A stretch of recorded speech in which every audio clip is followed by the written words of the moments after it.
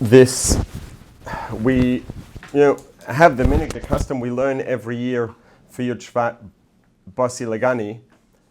This is based on what we tend to think of as a maamar of the Frierdikke Rebbe that he said that was 20 osios long, 20 paragraphs. Originally, this maamar the Alter Rebbe actually wrote, the Alter Rebbe wasn't really saying or writing new Chassidus when this maamar was published in Tov Shin Yud. This maamar was actually originally said in Tov Reish Pei Beis. And it was 2 maamarim at that point. Each maamar was 10 osios, 10 paragraphs. Then, for Tov Shin Yud, the Frierdikke Rebbe took those 20 paragraphs, 20 osios, which were originally 2 maamarim, and prepared them to be republished in 4 batches of 5 osios each. And they were going to be published over published and distributed to be learnt 4 different times. So the first one, the maamar Dirah Bossi L'Gani, is actually the first of 4. It's a maamar, really the way it's printed, of 5 paragraphs, 5 osios. And that was published to be learnt on Yud Shvat. And that was officially to be learnt in the schus of the yahrzeit of the Frierdikke Rebbe's grandmother. And then the second maamar of the next 5 osios was printed to be published, or printed and distributed to be learnt for Yud Gimel Shvat 3 days later, for the yahrzeit of the Frierdikke Rebbe's mother. Then the third batch of 5 osios was scheduled to be distributed to be learnt for Purim, and the last one was going to be distributed. The last 5 out of these 20 paragraphs were going to be distributed to be learnt for Beis Nisan for the Histalkos of the Rebbe Rashab. So, obviously, as we know, the maamarim were actually printed and distributed, ready, prepared to be learnt on the Shabbos. Yud Shvat was the Shabbos. It was ready to be distributed to be learnt in that Shabbos. When the Frierdikke Rebbe, just to give us an idea of coming at this from 2 different angles, when the Frierdikke Rebbe wrote this maamar originally in Tov Reish Pei Beis, which would have been 1922, he called it a balabatish maamar. Now, generally, when we hear that term balabatish, what we tend to think of as balabatish is maybe worldly. But the Frierdikke Rebbe said that what he meant by balabatish was not worldly, but the opposite. This was a maamar that's going to give us everything we need. It's going to give us the information, the background, the motivation, the tools that we need to be a balabas over ourselves, to actually become masters of ourselves, of our nefesh habahamis, of all the different things that come together to make us who we are.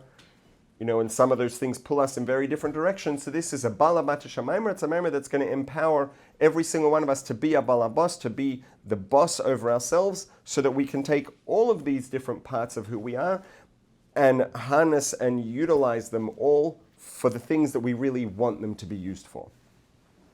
So he called the balabatish maamar, and then in Tov Shin Yud, the Rebbe referred to it as the Histalkos maamar, the maamar Histalkos. The Rebbe referred to it as the maamar Histalkos. This is something the Frierdikke Rebbe wrote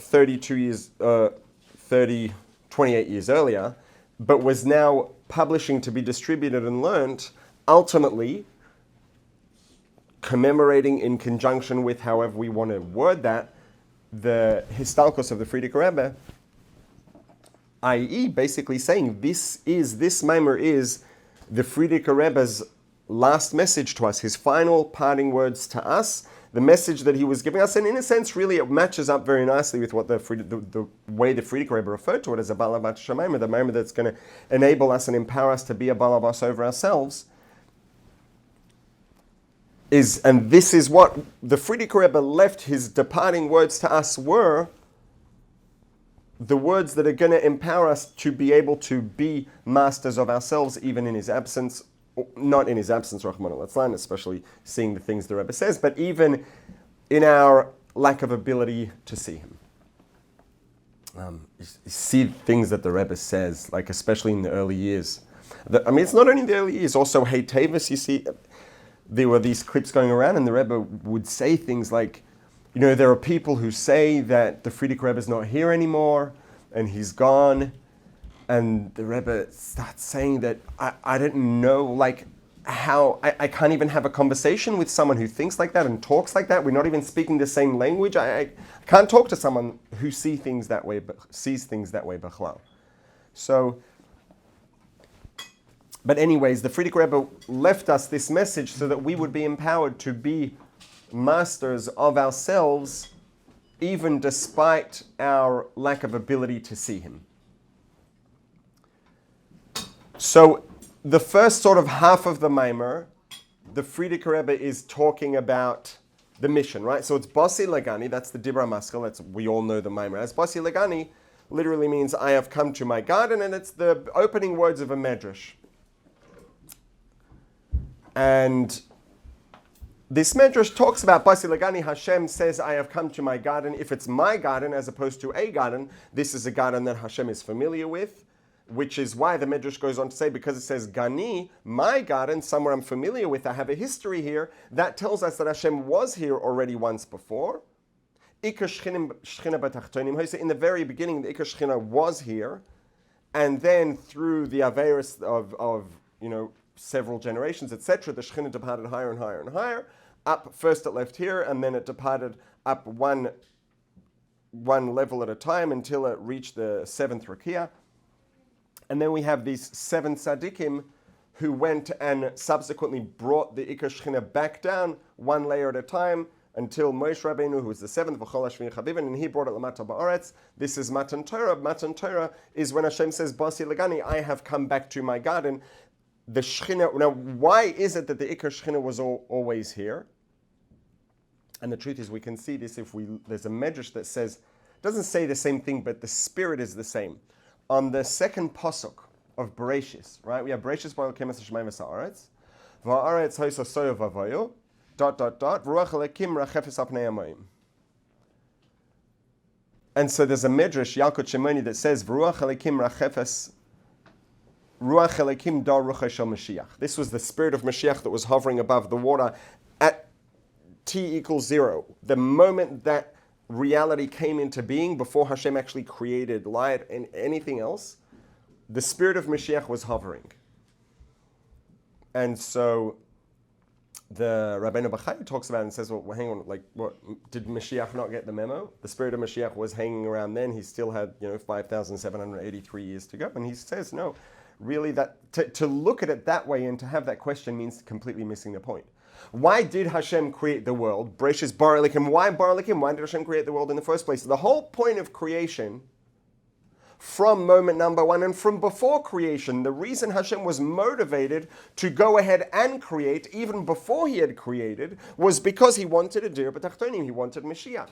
So if the whole point of creation was Moshiach, it makes sense. Ruach Shel Moshiach was already embedded in reality from the first moment, from the beginning of creation. So from the very beginning, Ikar Shechina B'Tachtonim Hoysa, Hashem's Ikar Shechina was here because this was the whole point, was for it to be here, to be a Dirah B'Tachtonim. Then we chased it away, then it came back down. And now our job is to finalize that and to make the actual mikdash, etc.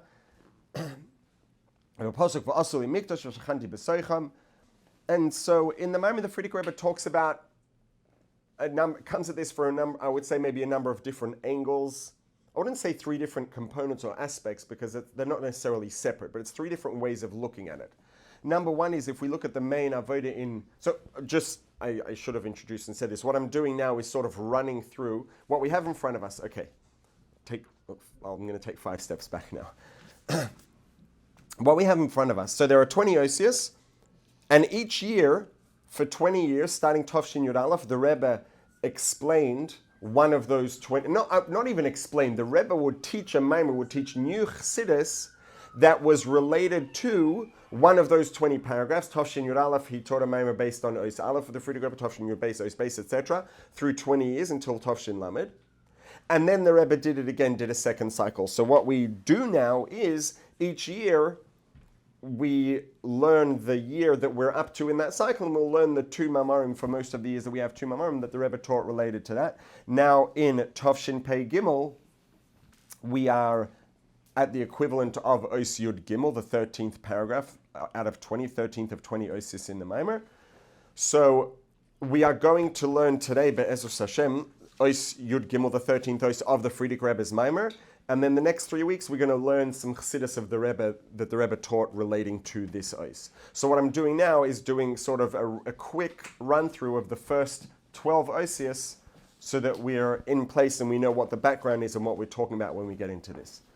So the Frierdikke Rebbe talks about Asali Mikdash and comes at the process of us making a Mikdash now and really finalizing this and making it happen for the final time so that it's complete and it doesn't have to happen again.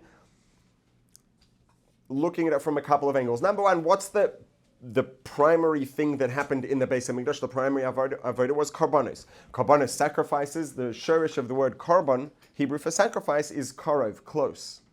And so what this represents is us bringing ourselves closer to Hashem. And even if we look at the actual process of a karban, what happens when a karban was brought in the Beis HaMikdash? They would take an animal, which was very tangible, had a big body, very solid, very tangible, and it would be shechted and then burned on the Mizbeach. And what happens once it's burned? What's left out of this maybe hundreds of pounds of animal is maybe a few ounces, a few pounds of ash, just carbon. And the majority of the bulk of the animal, where did it go? It became basically gas and water vapor and just dissipated into the atmosphere. So what we've done is taken something very, very material and tangible and converted it into something much less tangible, much less material, less solid. And what this represents in our avodah, and that relates also to the fact that it's korov, it's coming closer to Hashem, and the fact that it's coming closer to Hashem is represented in the physical process of it becoming less tangible. Now, yes, when it's burnt on the Mizbech, it's not actually becoming non-physical, it's not becoming spiritual literally, it still exists physically, there's still carbon dioxide and water vapor that evaporated and dissipated into the atmosphere. But the fact that it went from something solid and tangible to something intangible and invisible and just dissipates into the air is a physical representation of what's going on, which is bringing it closer to Hashem, i.e. less material, more spiritual, less tangible, etc. So this is what we are here to do, is to bring ourselves, lehiskarev, to bring ourselves closer to Hashem, and all of ourselves, with the primary emphasis being on our nefesh habahamis, on who we are as a person, not just the neshama, because the neshama is already close to Hashem. And the idea is to use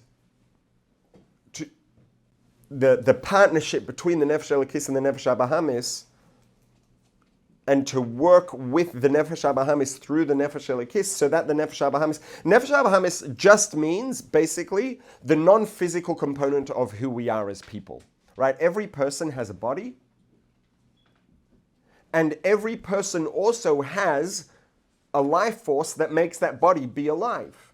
That life force, thank you very much, that life force is the nefesh habahamis. So the nefesh habahamis is just the non-physical part of the person, that call it a soul, the non-physical life force that makes the body be alive and makes us be a person. And the consciousness that we feel and experience consciously is primarily associated with the nefesh habahamis, which is why we say in Birchas HaShachar, neshama shenosato bi, the neshama that you put into me, i.e. I am a person primarily composed of human body and human soul, human animal soul. Together they make up a person, and then you place the neshama into me.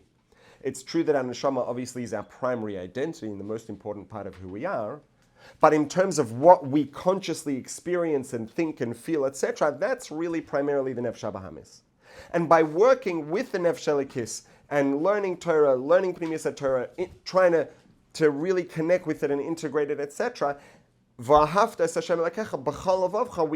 idea is we should come to love Hashem with all of our hearts, levavcha with two vases, with our nefesh elokis and also nefesh habahamis, that we shouldn't just know that we have to love Hashem and say that we love Hashem and have our nefesh elokis love Hashem. We should actually have a real human experiential love for Hashem. That our nefesh habahamis, i.e. our own personal consciousness and experience, should actually feel love for Hashem. And when that happens, what happens as a result of that?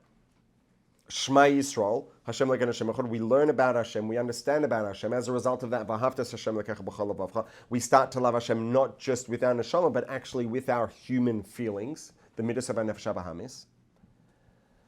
And when that happens, our whole life will shift in direction, and our life, our interests, our motivations will become less materially oriented and more spiritually oriented.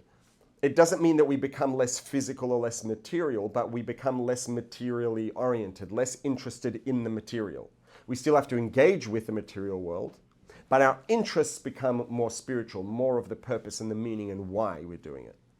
And when that happens, what we're doing is becoming closer. Our mind becomes closer to Hashem, our heart, our feelings become closer to Hashem, and our behavior and actions and bodies become closer to Hashem through behaving the way that one will behave when they feel love for Hashem as a result of all of this. So this is the idea of karbonis in the Beis HaMikdash. So if we want to embody the avodah of the Beis HaMikdash now, to actually make it a real, tangible reality, we should get to see the real Beis HaMikdash. The approach to doing that is, okay, what's the Beis HaMikdash about? It's about karbonis. Okay, so let's take the concept of karbonis, bringing ourselves close, taking the tangible and material and making it less materialistic, materially oriented, etc. And that's going to be how we head in that direction and bring ourselves, our environment, and the world in that direction. Another angle of this is that the Frierdikke Rebbe talks about the fact that the Mishkan was made out of atzei shittim. The Mishkan was made out of cedar wood, out of acacia wood, which in Lashon HaKodesh, I believe shittim is acacia. I think erez is cedar. And I think that cedar is a more specific variety within the acacia family. I think that's how it works. But anyways, I think it's erez is cedar and shittim is acacia. Anyways, so it's made out of acacia wood. Why, of all the woods, is this a wood? One of the reasons, or one of the things that one of the messages this carries is shittim has the same shurish as the word shtus. Shtus generally, right, and today in modern Hebrew you'd say shtuyot, means silliness, stupidity. What does it really mean though? What does stupidity or silliness really mean? When you say someone's being silly, what that actually means is they're behaving in a way that's unconventional, that's not standard. 9 times out of 10, or maybe 19 out of 20, or 99 out of 100, silly behavior tends not to be considered positive. But it doesn't necessarily have to be negative by definition at all. If silly just means behaving in a way that's, a bit crazy, that's unconventional, right? And nowadays, it's a thing that people say, oh my goodness, it was crazy good. It's crazy good. What does crazy good mean? Well, it's crazy. How is it good? Well, yeah, crazy doesn't mean bad. Crazy means, what does crazy mean? What's the simplest, most obvious way that someone would explain what crazy means if someone doesn't know the word? Most of us would probably say not normal. But yeah, it's not normal. But not normal could mean less than normal, inferior to normal, worse than normal, which is what most craziness and silliness is. But it can also be beyond normal, better than normal. It's still not conventional, because convention is convention, and if it's not the convention, it's not conventional. If it's worse than conventional or better than conventional, they're both not conventional, they're both not normal, i.e. they're both crazy. And so the message of the atzei shittim is that the right kind of crazy is what the structure of the Mishkan is built out of. You want to build the Mishkan? What's the Mishkan built out of? The actual walls, the primary structure of the Mishkan are the walls. What's it made out of? Atzei shittim, out of wood of craziness. And what that tells us is you want to have the Beis HaMikdash, you want to have the Mishkan, you want to have the Ikar Shechina B'Tachtonim again to the greatest degree that it's ever been, which is what will happen when we have Moshiach. The way to do that is shittim, is be crazy, just the right kind of crazy. Which means that don't let convention hold you back. If you know something's the right thing, do the right thing. If conventions are getting in the way, okay, sorry, I apologize, conventions. I'm going to go unconventional. I'll be crazy, because if that's what I have to do the right thing, that's what I have to do. Obviously, it doesn't mean that people shouldn't consider convention at all, but it means that we should not allow convention to hold us back from doing the right thing to the greatest possible degree. And then the third angle is that it's really sort of a similar thing to what we just talked about, is that what's the Hebrew word for the beams that were made out of cedar wood, I'd say shittim, out of this acacia wood, that acacia wood was specifically hewn into very precisely shaped and measured beams with precise dimensions. Those beams are called kroshim. If you look at the letters that make up the word keresh, which means beam, exact same letters as the word sheker. And so our job here, and this the Alter Rebbe actually goes and gets, the Frierdikke Rebbe, gets like, a little bit Kabbalistic and talks about the Hebrew letters and all of these things. I'm not going to get into the details, but the idea is to take sheker, to take the falsehood of this world, and that's sort of what we're going to be emphasizing today in Os Yud Gimel, and take that same three letters, the kuf, the resh, and the shin, adjust them, make the rearrangements you need to make to the sheker, the falsehood of this world, to make that falsehood, rearrange this world with its falsehood, to make it into keresh, into the beams of crazy goodness that the Mishkan is made out of. That's more or less the first half, the first 10 osios. Then the Frierdikke Rebbe goes on, the beginning of Os Yud Aleph, starts getting into the fact that, okay, so whose job is this?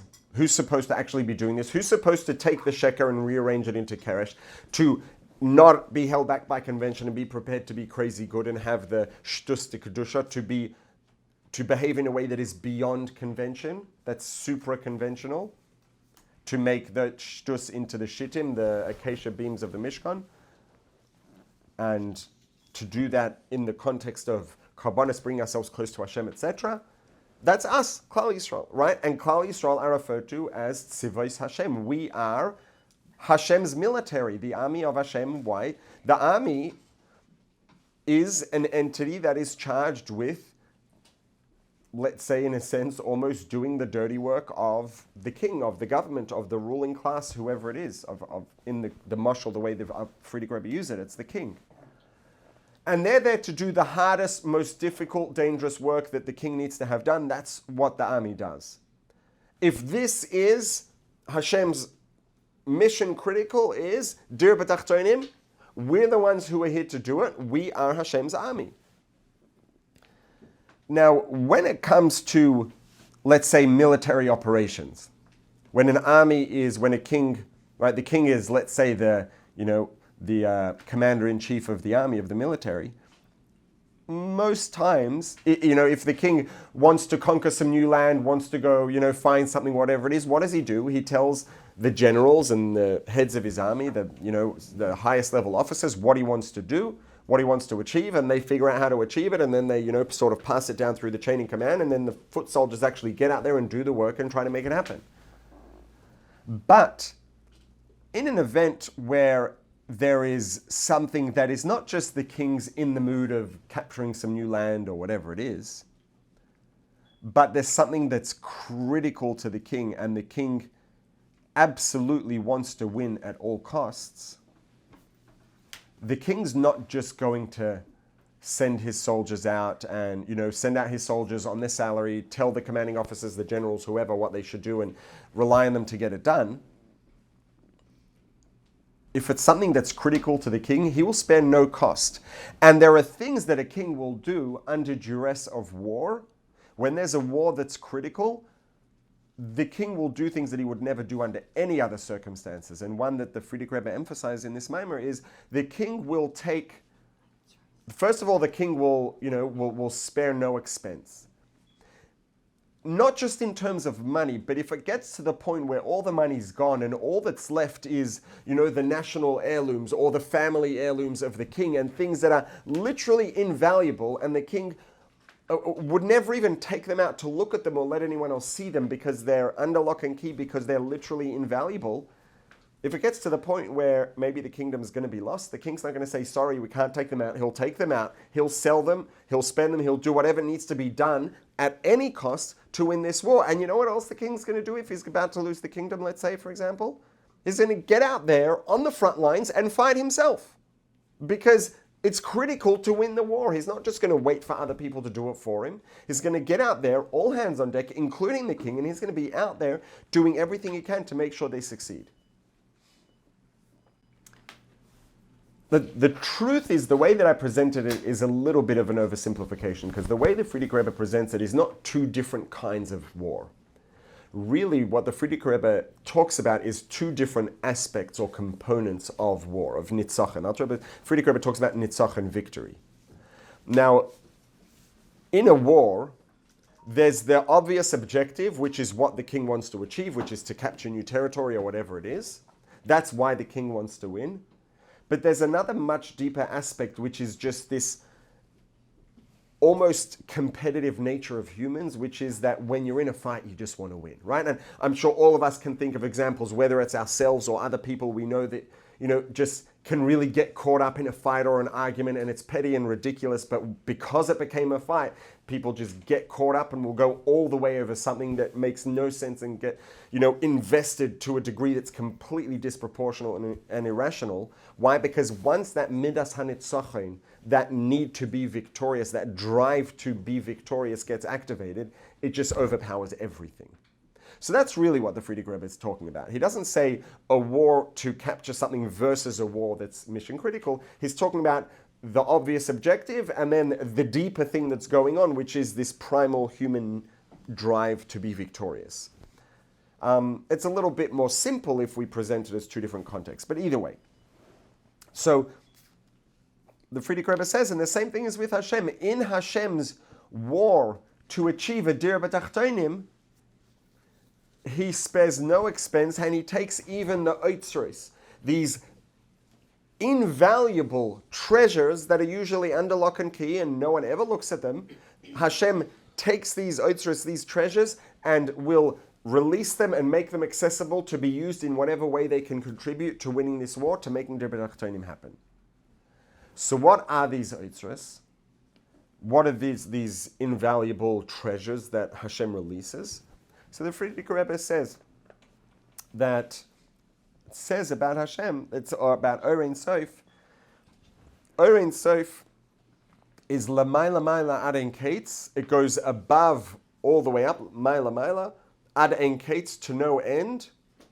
Ulamata mata, and below all the way down, ad ein tachlis, also to no end. Ish. So that's Ois Yud.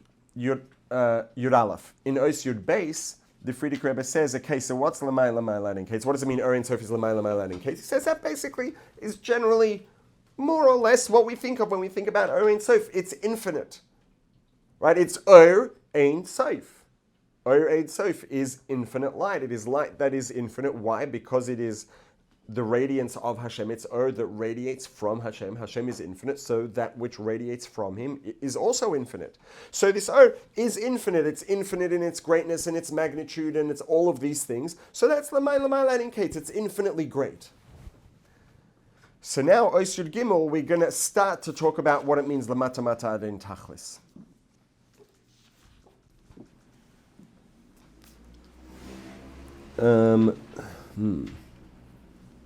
I think I didn't end up highlighting all the way to the end. Anyways, I highlighted bits and pieces because there are some bits that are a bit Kabbalistic and whatever bits that we don't necessarily need to cover to get the gist. And we're also limited on time. And I want to try to get this done today so we can focus and spend the next 3 weeks focusing on the Chassidus of the Rebbe. So, we have Ois Yud Gimel. For the first 2 pages, we're just going to do what's highlighted. The third page, I think we're going to continue all the way down to the bottom, probably. I'm not sure why I didn't end up doing that, but let's go. Okay, so this is Ois Yud Gimel. So we talked about Ois Yud Aleph says that with the Atzilus, and the Atzilus are Lamai Lamai Ladin Kates, Lamata Mata Adin Tachlis. Ois Yud Base is what's Lamai Lamai Ladin Kates. That basically means Or Ein Sof is Ein Sof. It's infinite. It spreads infinitely. So now, V'hinei Ois Yud Gimel Masha Omer Lamata Mata Adin Tachlis. What does it mean when it says that Or Ein Sof is Lamata Mata Adin Tachlis, that it descends downward to no end, to no limit? Koi al Hagilui, what's that talking about? This is talking specifically not about the infinite nature of Or Ein Sof. That's more Lamai Lamai Ladin Kates. In a positive direction, it spreads infinitely. This is talking specifically, referring al Hagilui v'Ispashtus, about the revelation and spreading. This is talking specifically about the fact that this infinite light of Hashem, Hashem's radiance, spreads downwards all the way to the bottom, as far down as it can go. And we're going to talk about specifically what that means, what downwards means, and what it means all the way down. But Madregas hayoser acharonis vayoser tachtonis, all the way down to the lowest, final lowest levels.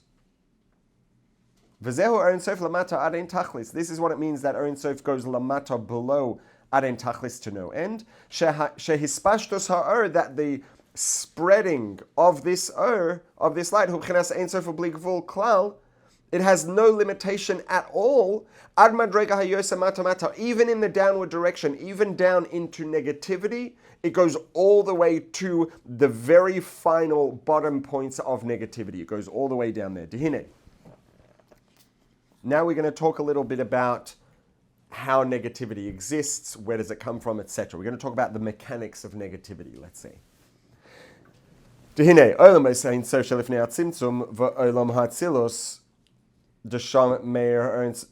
let's talk about this outside first for a little, and then we'll go inside. So let's take a minute just to talk about Seder Hishtalshalos, right? I assume everyone here more or less is familiar with the concept, the terms, and generally the concept of Seder Hishtalshalos. Seder Hishtalshalos is this, let's say, downward evolutionary process of Hashem's infinite divine radiance, right? There's Orein Sof, Hashem's infinite light, infinite radiance. Then Hashem wants to have this tangible, limited physical world with a lot of negativity in it. So Hashem then makes a tzimtzum, which means to conceal all of his infinite radiance, to make space for negativity and limitation to be able to exist.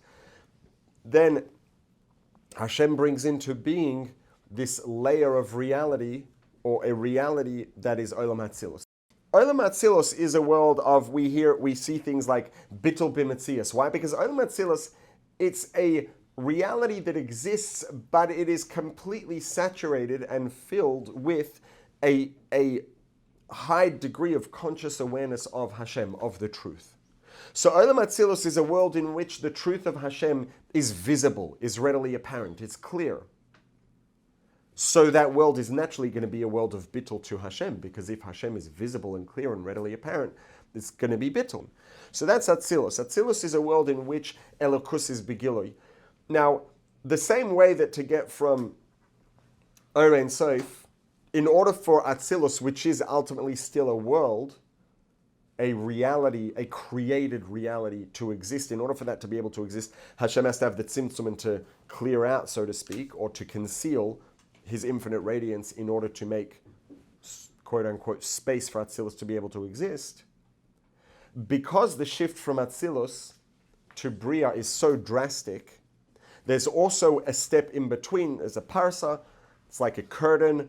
It's not quite a tzimtzum, but it's a severe reduction in the revealedness, the apparentness of Orein Sof between Atzilus, between what comes out at the bottom of Atzilus, let's say, and before Olam HaBriah can begin to exist. Which is why we see often Biyah. Biyah is a Rosh Hashanah's Briah Yetzirah Asiyah, and the reason that they're abbreviated as Biyah, you'll never see Yah, Yetzirah Asiyah, or Briah Yetzirah. It's always Briah Yetzirah Asiyah. Why? Because there's a categorical difference between Atzilus. Sometimes you'll see Abiyah, because Hishtalshalos does have 4 layers of reality, but there is a categorical difference between Atzilus and then Biyah.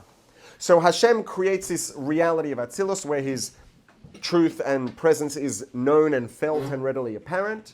And then after Atzilus, there's a parsa that conceals, covers over it further, which allows then another layer of reality that has a lesser awareness of Hashem. This is Olam HaBriah. Briah is creation. In Olam Atzilus, there's no such thing as a sense of self. Bittul B'Metzias, because you see Hashem. Olam HaBriah, it's Briah. Briah means the creation of something that didn't used to exist. Olam HaBriah is the first time that the concept of sense of self even can exist. After the parsa, after Atzilus. And then we have Yetzirah, which takes on a form, and then Asiyah is activation and action, etc. So from Briah to Yetzirah to Asiyah, it's becoming subsequently less and less in touch with Hashem, more and more removed, less refined, more grob, as we would say. But that's really only starting from Olam HaBriah after the Parsa. In Atzilus, there is no sense of self. It doesn't exist. It's complete bittul. Why? Because Hashem's presence is begilui. It's revealed, relatively speaking. So here, the Frierdikke Rebbe is sort of looking at Atzilus as being in the same category, relatively, in a sense, as Or Ein Sof before, in contrast to or relative to Biyah. Now, most of the time we don't look at it that way. It's Abiyah, Hishtalshel still is for Olamus, but it can also accurately be categorized that way, depending on the conversation. So here the Frierdikke Rebbe says, the Ein Sof, the true absolute infinity, the infinite radiance of Hashem, that was just everywhere before the Tzimtzum, and also Olam Atzilus. Olam HaAtzilus, Desham Meir Ein Sof Begilui, even though the Ein Sof was removed in Tzimtzum figuratively, or apparently to make space for Atzilus to exist, there's still an extreme awareness of Ein Sof and an experience of proximity to Ein Sof, a feeling of closeness and connection and appreciation, and awareness of Ein Sof in Atzilus, i.e. Sham Meir Ein Sof Begilui. So the Frierdikke Rebbe says the keilim the Ein Sof and it's keilim to Ein Sof lias the gamma keilim harem elakus mamish in Atzilus, even the keilim, which let's call it for now the relatively more tangible part of the olam, right? Because there's oris and keilim, whatever that means. The keilim are the more sort of tangible and material part relative to the olamos. The keilim are, let's say, the vehicles that channel the light. So in Atzilus, even the keilim are elokus mamish, and so the Frierdikke Rebbe says, therefore, ein pela klal da Ein Sof Meir Sham Begilui. So in Atzilus, it's just elokus begilui. V'chein ein pela mashem yichilum lekabel Ein Sof Begilui. Aval olam es biyah. In contrast, so that's Ein Sof before the Tzimtzum and Atzilus. That's all sort of in the category of in touch with elokus. In contrast, Aval olam es biyah, Briah, Dirah, Shiur, which are after the parsa, and really where the sense of self starts to exist and increase, they are considered mata. They are below. The keilim of Atzilus and kugufal nishmasa. The keilim of Atzilus. So let's just look at it as the less divine, the less abstract or more material-ish, tangible parts of Atzilus. The relationship between the keilim of Atzilus and the oris of Atzilus, the more tangible and the less tangible parts, are like a body and a nefesh, right? We have a body, which is the tangible part of ourselves, and the nefesh, which is the intangible part of ourselves. The reality is they're inseparable. There's no such thing as separating the nefesh and the body in a person. A person, by definition, is a seamless combination of both, and neither one can be missing if there is to be a person. Are they two entities? Yes, but they're partnered together and inseparable. That's what the Oris and Keilim are like in Atzilus. It's like the bodies for a soul. Masha'en ken biyah him b'chinas levushim. The Keilim of biyah are more like garments. Clothes, the clothes partner with the person. They're in proximity to the person. They're on the person, and they affect the way the person presents and is perceived and experienced, etc. But they're not part of the person at all, right? You can change your clothes in a second. They're not part of you at all. Your body, who are we? We are a soul. And the soul has a body, but the body's also really part of who we are. Our clothes are not part of who we are. Our clothes are very separable from us. That's what the keilim of biyah are like. Once you get to biyah, the parts that are less godly, that are more tangible, less abstract, are so much more tangible, so much less in touch with kedusha, with elokus, with godliness, that they don't have that real partnership, integration with the oris, the divinity of those olamas. The keilim of Briah are not integrated with the oris of Briah the same way that the keilim of Atzilus are with those oris. Here it's like clothes. It's laying on top, they have a partnership, they work together, but there's a huge gap. There's no gap between body and soul. Every part of the body is filled with the soul. There is a gap between body and clothes. It's two separate things. That's what the keilim of Biyah are like, because Biyah, Briah, Yetzirah, and Asiya are so much less in touch with Elokus and with the full truth of Hashem. Therefore, So the parts of them that are the less spiritual, the less godly, are going to be much less godly, to the point that they're not really attached or integrated. They're just in partnership but separate.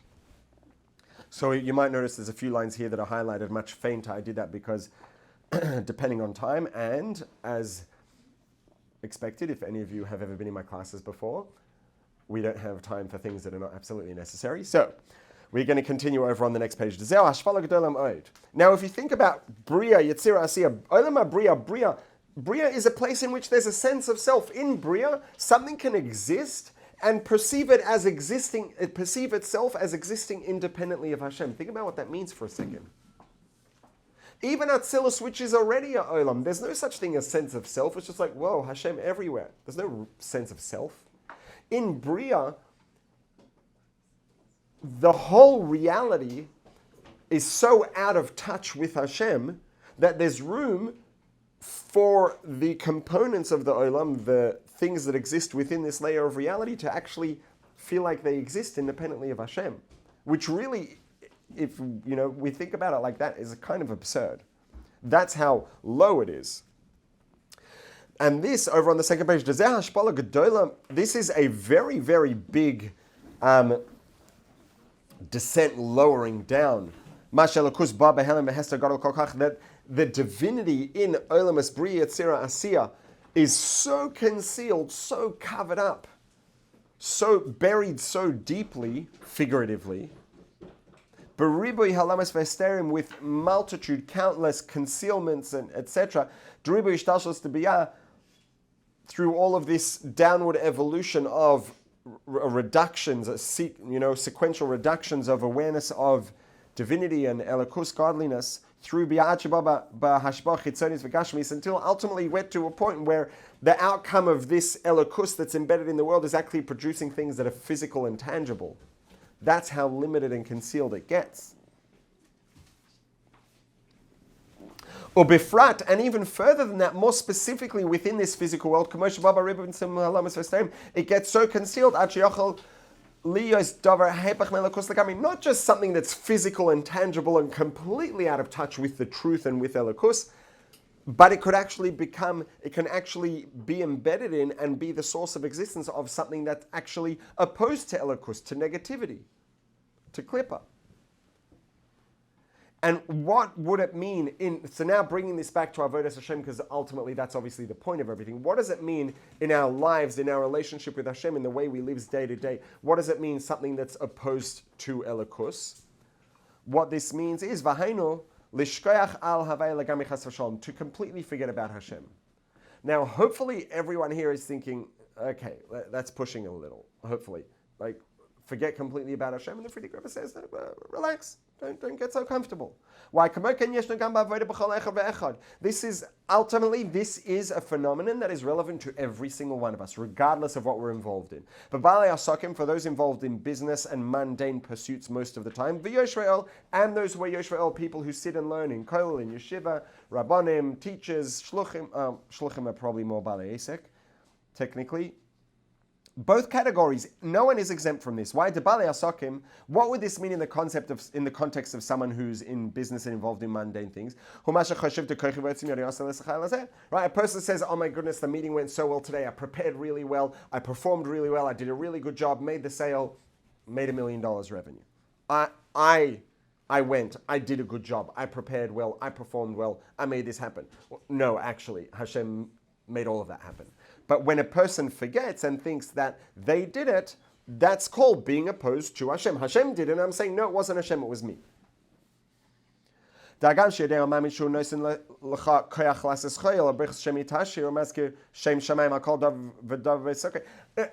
be real, right? Hopefully any person here in that situation is going to, Baruch Hashem, my preparations went well, and Baruch Hashem, the meeting went well, and I did really well. Yes, we say Baruch Hashem, and yes, if anyone would ask us, is it because of you or because of Hashem? Obviously, it's because of Hashem. We know that and we say it. But how often does a person get carried away during the day and, in the moment, forget about Hashem? And then when we tell it over at the end of the day, we say Baruch Hashem, but what were we involved in and caught up in the day? We were caught up in our efforts and our achievements and us making it happen. i.e. forgetting about Hashem ultimately in the moment. He thinks that his wisdom made it happen. So what happens when things are going well? People will have a tendency to be more proud and more confident and feel better when things are going well. Why? Because I'm doing well. I'm making good things happen. I'm achieving. And so the fact that a person will, obviously it's a lot more complex than this, and we could bring about this for 3 hours, and I'd love to, even though we can't. But the fact that a person feels much more positive when they did something good. Ultimately, a big part of that boils down to the fact that they feel good about having achieved, having made something happen. I.e. not Hashem achieved, Hashem made it happen. And the same thing is true, that when things are not going well, maybe I'm going to run through without reading the Hebrew just to move it along faster, because I've got 2 minutes left to finish another whole page. When things are going more negatively, what happens? People feel down. They feel less positive. Why? Because I'm not doing so well. I'm not achieving. I'm not producing. The only reason that our performance determines our emotions is because we look at our performance as being tied to ourselves, which is completely wrong and missing the point, because our performance is completely tied to Hashem. And the same exact thing can happen with someone who's sitting and learning Torah all day and answering people's questions and teaching and etc., etc. What happens? Why is this person learning Torah? They're learning Torah because they know it's Hashem's Torah and they value it for that reason, hopefully. And when they sit down to learn, they say Brachas Torah in the morning. Bottom line is, what happens? We get caught up in the learning in the moment, and a person can feel excited and proud that they figured something out and they achieved and they learned well and they know a lot. And even though the original thing that drives a person to learn is the fact that it's Hashem's Torah, hopefully, it's also realistic that people will get caught up in the moment, etc. And ultimately, in the learning itself, will often feel a sense of self and pride in themselves and their achievements, etc. Which is why the reverse is also true, that when the learning doesn't go well or someone messes up, they feel really bad. And so both of these things, in both of these cases, we see that regardless of whether someone's involved in mundane things, in Kedusha, learning Torah, teaching, whatever it is, all of us are at risk of doing this. All of us are at risk of bringing into our lives, day to day, for real, being opposed to Hashem, denying the truth of Hashem.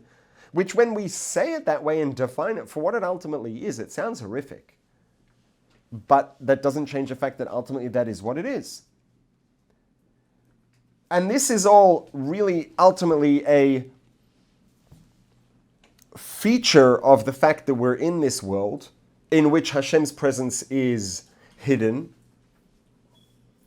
Right, we're at the bottom, we're in the physical reality at the bottom of Briah, after all of these concealments, etc., where Hashem's presence is completely concealed, it's not apparent at all, which is why there's space for physical existence, why there's space for negativity and clip on things that actually oppose Hashem. All of that's possible because of how far down, how far concealed the Or Ein Sof is in Ishtalshalos, to create and the truth is the Frierdikke Rebbe doesn't really tie it in, it sort of leaves it hanging, and we'll tie it in the next dose.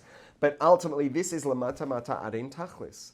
Not only is Hashem's light infinite in how great it is, etc., etc., but it penetrates infinitely down, all the way down into the layers of reality and the components, the layers of reality in which there is the least awareness of Hashem and the most sense of self and the most negativity. And within that layer that has the least awareness and the most negativity, the parts of it that have the least awareness and the most negativity, and parts of it that will actively oppose Hashem and go against the truth, even there, Or Ein Sof will permeate and reach all the way down there. And that's what it means, lamata mata adein tachlis. So this Or Ein Sof, which is lamata mata adein tachlis, this Or Ein Sof that's infinite in its magnitude, etc., and it penetrates and reaches infinitely down all the way to the bottom of the bottom of the bottom. That Or Ein Sof, which is lamata mata adein tachlis, is the Eitzar. It is this hidden treasure that Hashem brings out in order to facilitate the nitzachon, winning of this war, and making a Dirah b'tachtonim. Chaim, Be'ezus Hashem, we'll see you next week, and we will get into the Rebbe's Chassidus on this.